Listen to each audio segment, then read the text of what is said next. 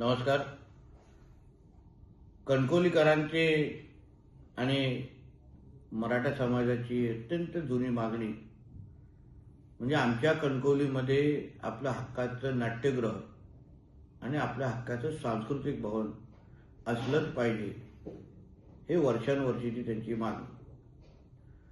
कणकवली नगरपंचायतच्या निवडणुकीच्या निमित्ताने आपल्या सगळ्यांना भेटत असताना आमच्या शहरामध्ये नाट्यगृह नाही, मराठा समाजासाठी हक्काचं सांस्कृतिक भवन नाही, हे आपण सगळ्या जणांनी माझ्याकडे मागणी केली.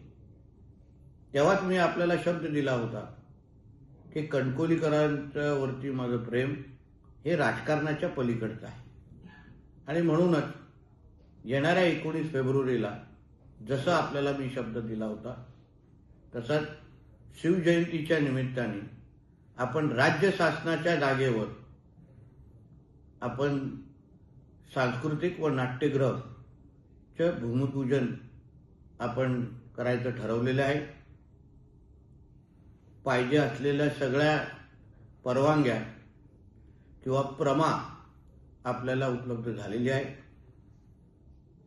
8 कोटीचा एस्टिमेट आपण या नाट्यगृह आणि सांस्कृतिक भवनसाठी आपण तरतूद केलेली आहे आणि लागेल तर अजूनही निधी आपण निश्चित पद्धतीने उपलब्ध करू.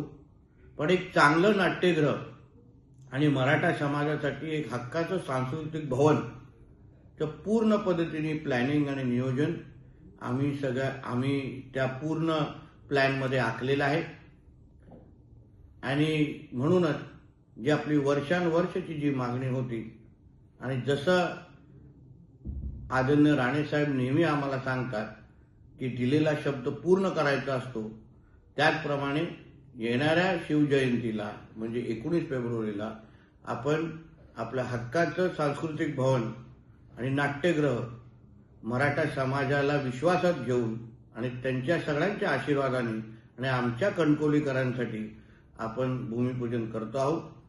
धन्यवाद. जय हिंद, जय महाराष्ट्र आणि जय शिवराय.